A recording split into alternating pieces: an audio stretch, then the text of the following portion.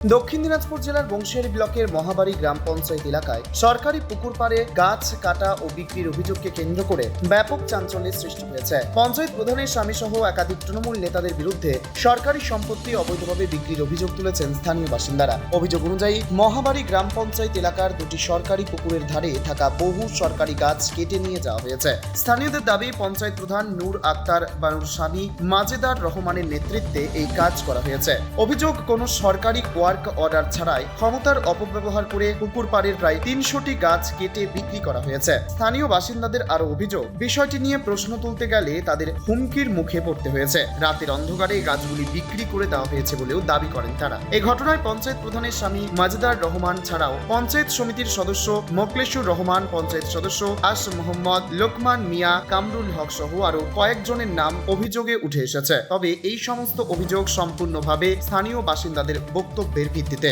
সরকারি গাছ কাটার অভিযোগে বন দপ্তরের খবর দেওয়া হলে মঙ্গলবার বন দপ্তরের প্রতিনিধিরা ঘটনাস্থলে পৌঁছে প্রাথমিক তদন্ত শুরু করেন। বন দপ্তরের আগমনের খবর ছড়িয়ে পড়তেই বিপুল সংখ্যক মানুষ পুকুর পাড়ে জড়ো হন এবং ঘটনার নিরপেক্ষ তদন্তের দাবি জানান। এলাকাবাসীর দাবি, সরকারি সম্পত্তি নষ্ট ও বিক্রির সঙ্গে যারা জড়িত তাদের বিরুদ্ধে কঠোর আইনানুগ ব্যবস্থা গ্রহণ করা হবে। ঘটনার সুষ্ঠু তদন্ত এবং দোষীদের উপযুক্ত শাস্তির দাবিতে সরব হয়েছেন স্থানীয়রা। এদিন এ বিষয়ে এলাকাবাসীরা কি জানিয়েছেন শুনবো।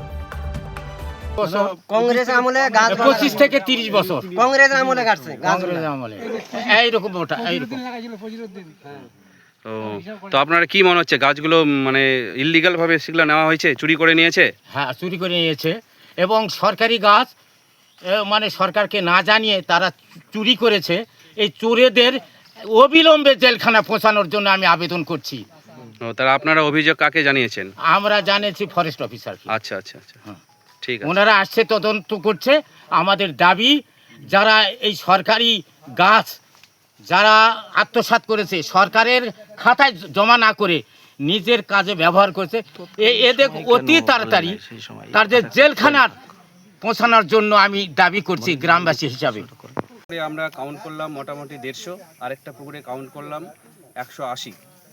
মোটামুটি এই 350 থেকে 300 খানা গাছ বেআইনিভাবে 4 থেকে 5 মাস আগে কেটে নিয়েছিল। সেটা এখানকার মানুষজন যারা আছে তারা অভিযোগ জানিয়েছে। তো সেই অভিযোগের ভিত্তিতে এখানকার যে গ্রামবাসীগুলো আছে, পাত্রঘাটের গ্রামবাসী এবং তার অত্র এলাকার গ্রামবাসী যারা আছে মহাবাড়ি অঞ্চলে, তারা অভিযোগ জানায় এবং সেই হিসাবে তারা ফরেস্ট অফিসে অভিযোগ জানায় এবং আজকে সে ফরেস্ট অফিস থেকে ইনকোয়ারিতে আসে। ওনারা এসে তদন্ত করে দেখে যে হ্যাঁ, সত্যি সত্যি এই গাছগুলো কাটা হয়েছে। তো আমরা জানি না কে বা কারা কেটেছে। তো আমাদের একটাই রিকোয়েস্ট আধিকারিকের কাছে থাকবে, ফরেস্ট আধিকারিকের কাছে, কে বা কারা কেটেছে বেআইনিভাবে সরকারি গাছ এবং কেন বা কাটলো। প্রাকৃতিক সম্পদকে নষ্ট করা, সরকারি সম্পত্তিকে ধ্বংস করা এবং সরকারকে না জানিয়ে, এবং এই যে ইললিগাল ব্যবসা হয়েছে, আমরা চাইব সরকার এগুলো রীতিমতো তার তদন্ত করবে এবং যারা অপরাধী গাছ চোরাই করে নিজেদের আত্মসাৎ করেছে কোনোভাবে সরকারকে না জানিয়ে তাদের যথারীতি যেন ব্যবস্থা হয়। এই হিসেবে আমরা গ্রামবাসীর কাছে গ্রামবাসী হিসেবে আমরা এই আবেদনটা করছি ফরেস্ট অফিসারকে এবং আমাদের আশাবাদী বর্তমান সরকার এর সঠিক তদন্ত করবে এবং যারা যারা এই গাছ চুরির ব্যাপারে গাছের সঙ্গে যুক্ত আছে, ইললিগালভাবে গাছগুলোকে বিক্রি করেছে, সরকারি সম্পত্তিকে বিক্রি করেছে, তাদের আশা করি শাস্তি হবে। এটাই আজকে আমাদের বলার ছিল এবং আধিকারিক এসেছেন, উনি তদন্ত রিপোর্ট করবেন এবং আশা করি অপরাধীরা শাস্তি পাবে এই চুরির জন্য। নমস্কার। তবে অভিযুক্তদের পক্ষ থেকে এই অভিযোগের বিষয়ে কোনো প্রতিক্রিয়া পাওয়া যায়নি। তদন্তের পরই অভিযোগের সত্যতা সম্পর্কে স্পষ্ট ধারণা পাওয়া যাবে। দক্ষিণ দিনাজপুরের বংশিয়ারি থেকে নিজস্ব প্রতিনিধি রিপোর্ট, টাইমস 14 বাংলা। ভর্তি, তাই আর দেরি না করে আজই আসুন রায়গঞ্জের চণ্ডীতলায় হেলথ প্লাস মাল্টি স্পেশালিটি ক্লিনিকে এবং এখানে পান অভিজ্ঞ ডাক্তার দ্বারা ফ্রি স্কিন টেস্ট। আরো বিস্তারিত জানতে যোগাযোগ করুন 9674895169 এই নম্বরে।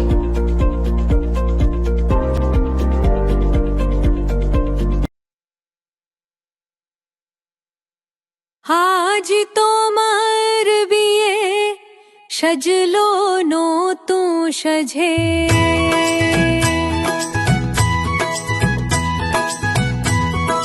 সবার মনেতে আনন্দ